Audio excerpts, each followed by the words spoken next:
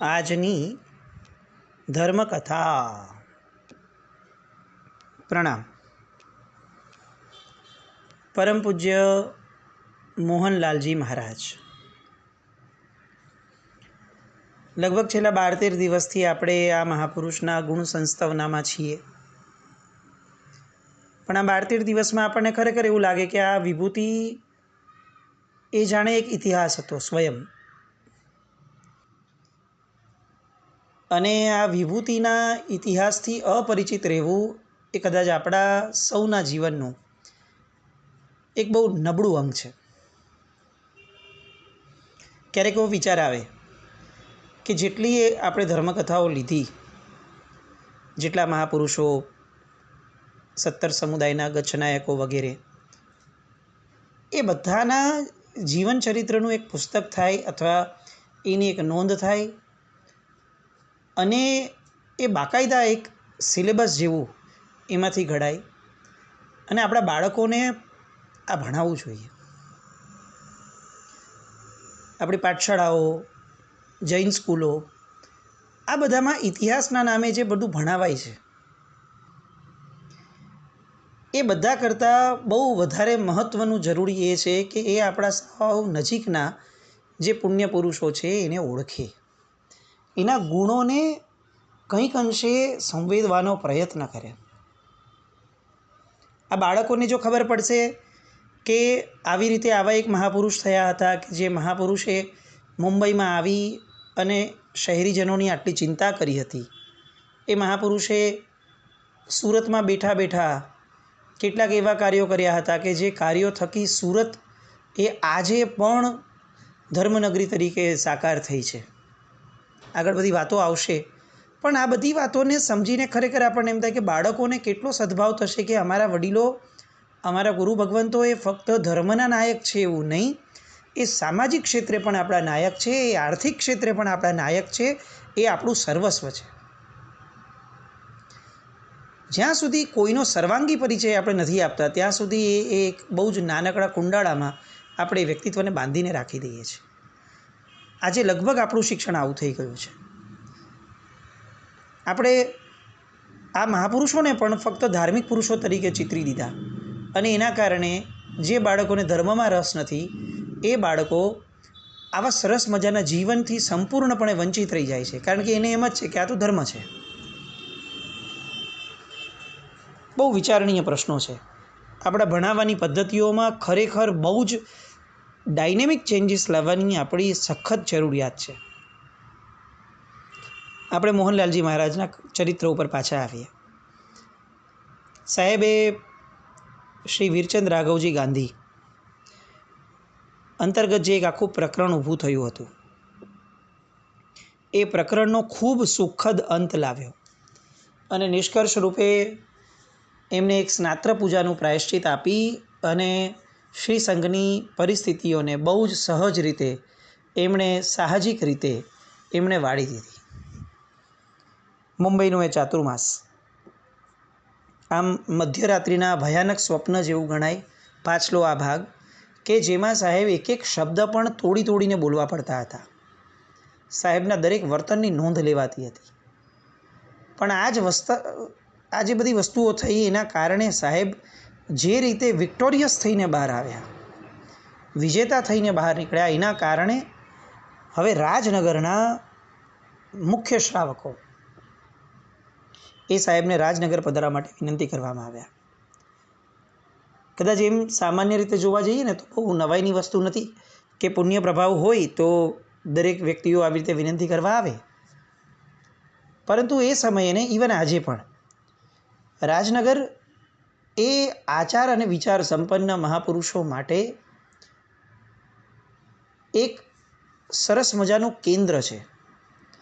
અને આ જ રાજનગરના લોકો જૈન શાસનથી જરા પણ વિપરીત ભાવ અથવા મેઇન સ્ટ્રીમનું જે પરમાત્માનું શાસન છે એ મેઇન સ્ટ્રીમથી કંઈક અલગ ભાવવાળું જૈન શાસન જોવા મળે તો રાજનગર એને બહુ જલ્દીથી એક્સેપ્ટ નથી કરતું. આ મોડર્નાઇઝેશન, વેસ્ટર્નાઇઝેશન, આ બધાને જૈન શાસનમાં સ્થાન આપવાનું કાર્ય એ રાજનગર લગભગ ક્યારેય કર્યું નથી. એટલે બહુ રૂઢિચુસ્ત પરંપરાગત બહુ સરસ મજાનું એક સ્થળ કહેવાય કે જે સ્થળને ખરેખર રાજનગર એટલા માટે જ કહેવાયું હતું કે એ આખા ને આખા જૈન શાસનના ભૂત ભવિષ્ય બધાનું કેન્દ્ર બનીને રહ્યું છે. અને એવા સ્થાનેથી આવા બધા શ્રેષ્ઠીવર્યો પૂજ્ય મોહનલાલજી મહારાજને વિનંતી કરવા માટે આવે એ બહુ મોટી ઘટના છે, બહુ જ મોટી ઘટના છે. સાહેબ એમને શું કહી શકે?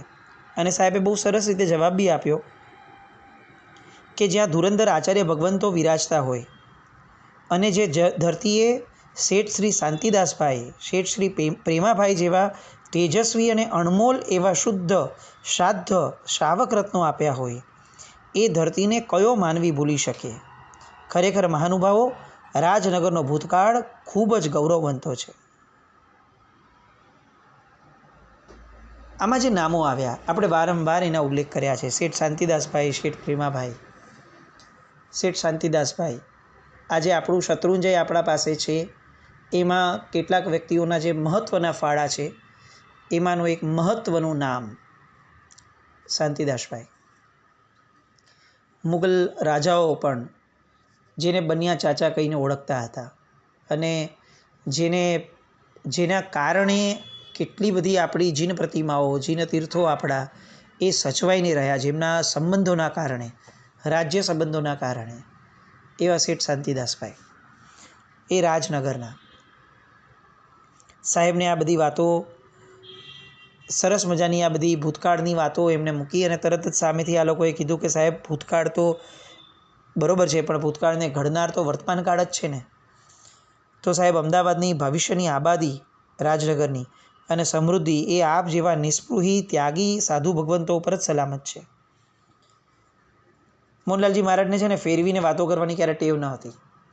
એટલે જેવું આ બધા શ્રેષ્ઠીવર્યોએ આ દિશા વાળી વાતોમાં એટલે તરત જ એમને સ્ટ્રેટ હવે પૂછી લીધું કે એટલે એમ કહો ને કે તમે મને રાજનગર આવવાની વિનંતી કરવા આવ્યા છો, કેમ ખરું ને? અને શ્રેષ્ઠીઓએ કીધું કે જી સાહેબ, અમો આપને રાજનગર પધારવાની વિનંતી કરવા જ ખાસ આવ્યા છીએ અને અમને શ્રદ્ધા પણ છે કે આપ અમને નિરાશ નહીં જ કરો. સાહેબ પાસે ના પાડવા માટેનું કોઈ કારણ ન હતું. એટલે મુનિ મોહનલાલજી મહારાજની જય એ ચાતુર્માસની જય સ્વરૂપે એ ત્યાંથી જય બોલાવી અને સંવત 1935 ચાતુર્માસ સાહેબનું રાજનગર ખાતે થયું. એ સમયે મોહનલાલજી મહારાજ સાહેબ સાથે 17 સાધુ ભગવંતો એમના શિષ્યો હતા.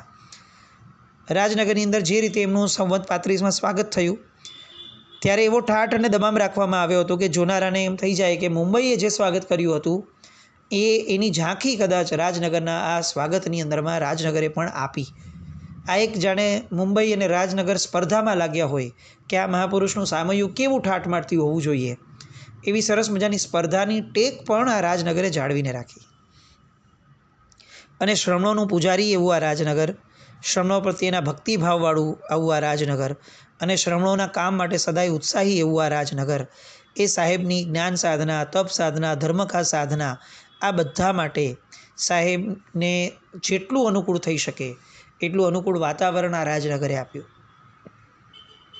અહીંયા અનેક મુનિ મહારાજો પન્યાસ બન્યા છે અને ઘણા પન્યાસ ભગવંતો, ઉપાધ્યાય અને આચાર્ય ભગવંતો થયા છે. એ સમયે મુનિ ભગવંતની સાથે શ્રી જશ મુનિજી અને હર્ષ મુનિજી સાહેબના શિષ્યો એ હતા. સાહેબને ઘણા વખતથી ઈચ્છા હતી કે એમના યોગોદ્વહન થઈ જાય તો એમને પદવી આપવી જોઈએ, પણ ક્યાંય મેળ જામતો ન હતો. અહીંયા રાજનગરની અંદરમાં એમ લાગ્યું કે અહીંયા સાધન છે, સગવડ છે, સમય છે અને સાથ પણ છે. તો આ વિચારને એમણે મૂર્ત સ્વરૂપ આપ્યું અને પૂજ્ય આનંદ વિજયજી મહારાજ સાહેબની નિશામાં એમણે આ બંને શિષ્યોને મૂક્યા, યોગોદ્વહન કરાવ્યા. આ આનંદ વિજયજી મહારાજ સાહેબ એટલે પૂજ્ય વૃદ્ધિચંદ્ર મહારાજના શિષ્ય, શાસન સમ્રાટના ગુરુભાઈ. એમણે આ યોગ કરાવવાના શરૂ કર્યા. એટલે આમ પ્રગતિનું સોપાન પણ થયું. અને એ જ અરસાની અંદરમાં એક બહુ સરસ મજાની ઘટના એ થઈ કે શેઠ શ્રી લાલભાઈ દલપતભાઈ એમના માતુશ્રી ગંગાબાઈ એટલે આપણે આમનું અલગથી એક આખું ધર્મકથામાં ચરિત્ર પણ લીધું છે. આજે જે પેઢી આપણા પાલિતાણાને શોભાવી રહી છે એ પેઢીના મૂળમાં ગંગામા હતા. આ ગંગામાનું જીવન એટલે પવિત્રતમ જીવન કહી શકાય એવું એમનું જીવન. દીકરાઓને જાણે એમને દૂધ નહીં, આમ ધર્મ પ્રત્યેની લાગણીનું જનૂન પાયું હોય એવું સરસ મજાનું શાસન પ્રત્યેનું અનુરાગવાળું એમનું જીવન, એ ગંગામાએ 12 વ્રતના પચકાણ એ એમણે આ મોહનલાલજી મહારાજ પાસે લીધા હતા. મોહનલાલજી મહારાજની પ્રેરણા અને આ ગંગામાને એ સમયે સરસ મજાના પરિણામ થયા અને 12 વ્રતના પચકાણ એમણે લીધા હતા. અને આવા બીજા અનેક શાસન પ્રભાવનાના કાર્યો કરતાં કરતાં આ ચાતુર્માસ પૂર્ણ થયો. ત્યાંથી સાહેબ ભોયણી ગયા, કારણ કે દર વર્ષે હજારો યાત્રાળુઓ ભોયણીમાં મલ્લીનાથ ભગવાનના દર્શન કરવા જતા અને ભોયણી એ સમયે બહુ જ મોટું અને મહત્ત્વનું તીર્થ ગણાતું કે જ્યાં જવામાં લોકોને પોતાના મનુષ્ય ભાવની સફળતા જણાતી. ભોયણી માટે પણ આપણે ઘણી બધી વાર ધર્મકથાઓમાં લીધું છે કે જીવનમાં અચૂક જવા જેવા તીર્થોમાં અચૂક જે પરમાત્માના દર્શન કરવા જેવા છે, આમ તો બધા જ તીર્થો આપણા નયનરમ્ય છે, પણ અચૂક કરવા જેવામાં એક લિસ્ટમાં એક અજારા છે, તો બીજું નામ ભોયણી પણ છે. તો આવા ભોયણીના પણ સાહેબે દર્શન કર્યા. ત્યાં એમને સમાચાર મળ્યા કે પૂજ્ય રવિસાગરજી મહારાજ મહેસાણામાં બિરાજમાન છે. હવે આ રવિસાગરજી મહારાજ, જેમનું ચરિત્ર આપણે બુદ્ધિસાગર મહારાજ સાહેબના ચરિત્રની પહેલાં લીધેલું છે, અને એ સમયના પવિત્રતમ મહાપુરુષોની અંદરમાં રવિસાગરજી મહારાજનું નામ સૌ પ્રથમ હરોળમાં આવતું હતું. એમના ઉત્કૃષ્ટ ચારિત્ર પાલન, શુદ્ધ ક્રિયા અને વિશુદ્ધ અણિશુદ્ધ એમનું જીવન, એ બધા માટે લોકો એક જીવે પ્રશંસા કરતા હતા. અને આ મહાત્માના દર્શન માટે મહેસાણા જવા માટેનું મોહનલાલજી મહારાજે નક્કી કર્યું. અને એટલે રાજનગર, ભોયણી આ બધું થઈ અને પછી સાહેબ ઉત્તર ગુજરાત તરફ ગયા, ફક્ત અને ફક્ત પૂજ્ય રવિસાગરજી મહારાજની સાથે રહેવા માટે. આ બંને વિભૂતિઓની મિલનની નોંધ લેતા બુદ્ધિસાગર મહારાજ સાહેબ એમના એક પુસ્તકમાં લખે છે કે પૂજ્ય મોહનલાલજી મહારાજની સંગતિ મને સંવત 1957ની સાલમાં સુરતમાં થઈ. તેમના સંબંધમાં આવતા તેમના ઉત્તમ ગુણોએ પૂજ્યતાનો ખ્યાલ કરાવ્યો હતો. આ મહાત્મા અમારા ગુરુના ગુરુ શ્રી મહારાજના દર્શન કરવા મહેસાણા પધાર્યા હતા અને દર્શન કરી પરમ આનંદને પામ્યા હતા. મોહનલાલજી મહારાજે મને એવું કહ્યું હતું કે મહામુનિરાજ શ્રી રવિસાગરજી જેવા કોઈ હાલના કાળમાં ચારિત્ર ક્રિયા પાળવામાં ઉત્તમ નથી. રવિસાગર મહારાજની પ્રશંસા સાહેબે સુરતમાં પણ ઘણીવાર કરી હતી. જે પણ પૂર્વનો ઋણાનુબંધ ગણો કે જે પણ ગણો, મોહનલાલજી મહારાજનો આ એક ગુણ વૈભવ ગણો કે કોઈના પણ શુદ્ધ ગુણોને સાહેબ એટલા બધા આવર્જિત થઈ જતા, એનાથી આકર્ષિત થઈ જતા કે એમના અનુમોદનમાં, એમની સેવા માટે સાહેબ કંઈ પણ કરવા તત્પર થઈ જતા. બુદ્ધિસાગરજી મહારાજ, આપણે જ્યારે આ નામ લઈએ જ છીએ તો બુદ્ધિસાગરજી મહારાજ સાહેબ સાથેનો એક પ્રસંગ પણ ખાસ અહીંયા ઉલ્લેખ કરવા જેવો લાગે છે. એ સમયે સાગર સમુદાય એ બહુ જ આગળ પડતો સમુદાય ગણાતો અને ક્રિયાપાલન આદિ કેટલીક વસ્તુઓમાં સાગર સમુદાયની તોલે એ સમયે લોકો એમ કહેતા કે બહુ ઓછું આવે. અને સાગર સમુદાયનો ભક્તવર્ગ પણ એટલો જ આમ દ્રઢ. એટલે સાહેબ ત્યારે સુરતમાં હતા, બુદ્ધિસાગર મહારાજ અને સુખસાગરજી મહારાજ સાહેબ એમના શિષ્ય પરિવાર સાથે નગીનચંદ મેળાપચંદની વાડીએ હતા. ત્યારે બુદ્ધિસાગર મહારાજ સાહેબ આચાર્ય પદને પામ્યા ન હતા. જેવું મોહનલાલજી મહારાજનું સુખસાગરજી મહારાજને મળવાનું થયું, બુદ્ધિસાગર મહારાજ સાહેબ ત્યારે ત્યાં હાજર હતા.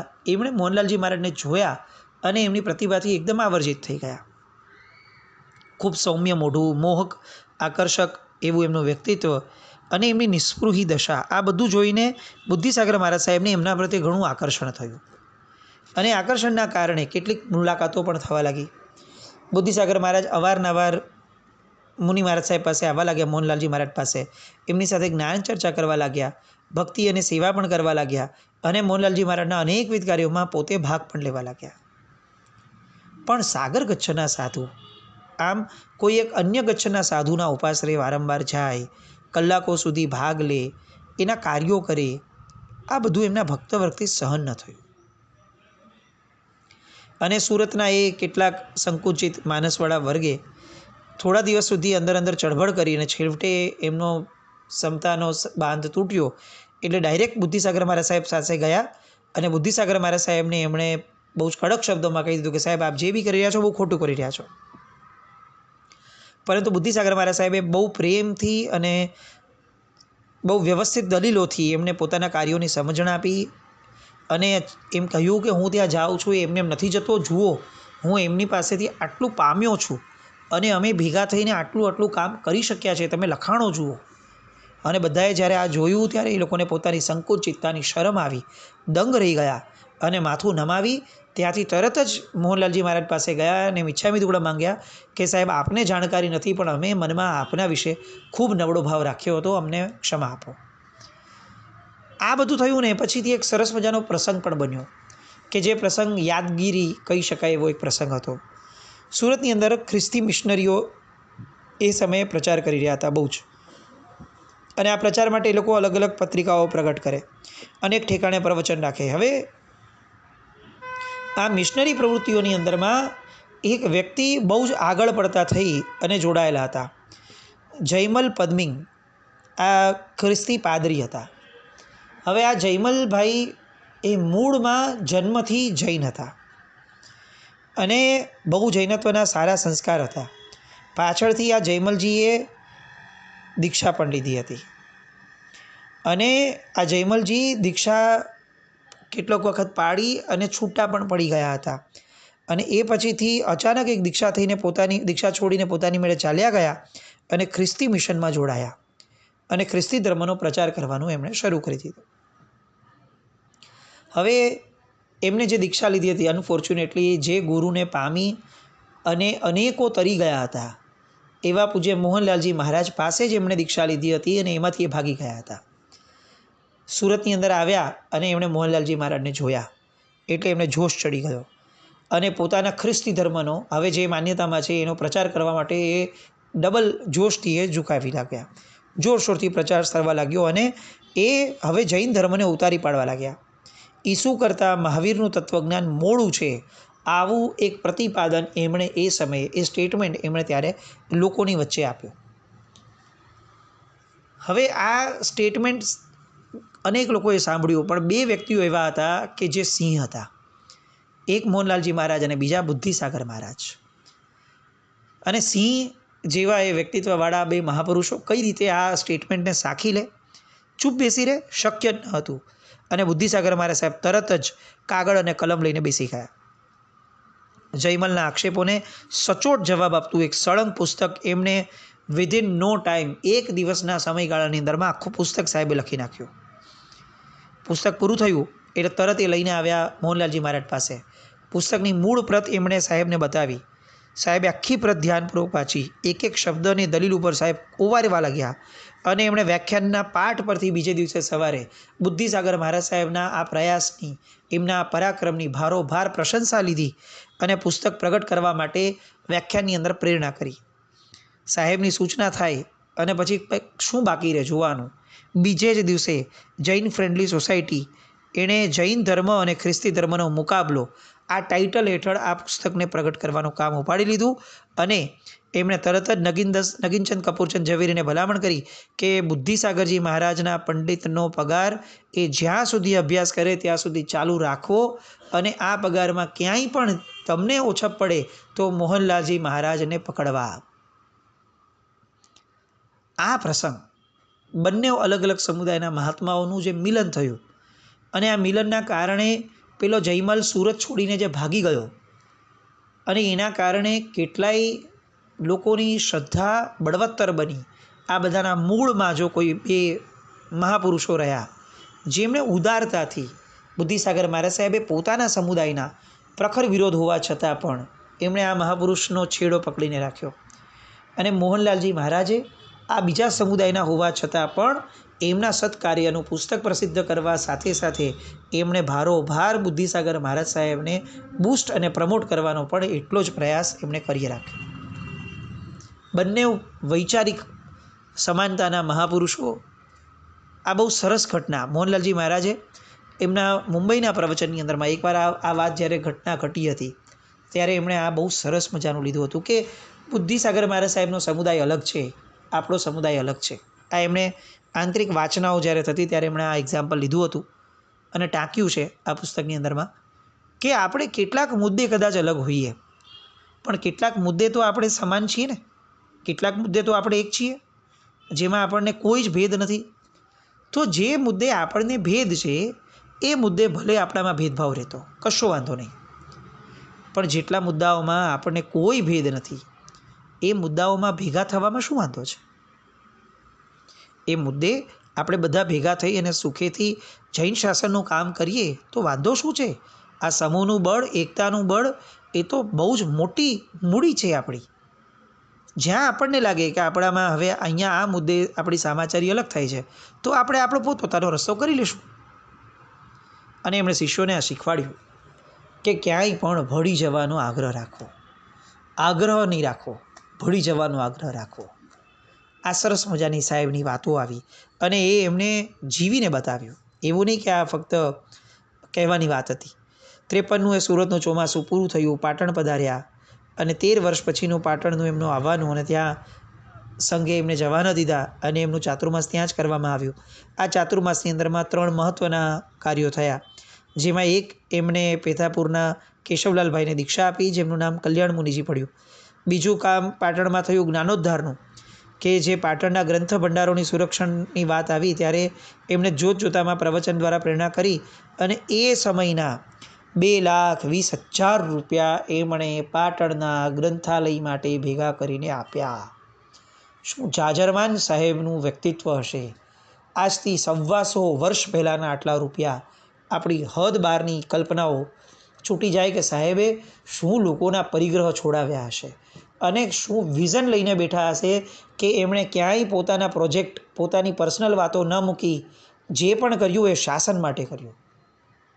આવી જબરદસ્ત ખુમારી, આવી જબરદસ્ત ખેવના અને આવા જબરદસ્ત એવા સત્વના ધારક એવા પૂજ્ય મોહનલાલજી મહારાજ, એમને ત્યાં પાટણમાં હજી એક જે કાર્ય થયું એ જીર્ણોદ્ધારનું, કે જેમાં એમણે જીનદત્તસુરી મહારાજ અને જીન કુશલસુરી મહારાજ સાહેબની ચરણ પાદુકાની દેરીનું સમારકામ વગેરે, જીર્ણોદ્ધાર વગેરે કરાવડાવ્યું. અને શામળા પાર્શ્વનાથ ભગવાન જ્યાં બિરાજમાન છે જોગીવાડામાં, ત્યાં એમણે એ દેરીની પુનઃસ્થાપના કરાવી, જે આજે પણ દાદાવડીના નામેથી ઓળખાય છે. આવી સરસ મજાની કેટલીક ઘટનાઓ જે થઈ, એ બધી ઘટનાઓ મોહનલાલજી મહારાજના જીવનમાં હજી પણ આગળ ઘણી થાય છે. એ બધી ઘટનાઓના સાક્ષી ફરી બનવા આવતીકાલે મળીએ. જીના જ્ઞાવૃત કંઈ પણ બોલાવ્યું તો મિચ્છામિ દુક્કડમ જૈનમ જયતિ શાસનમ.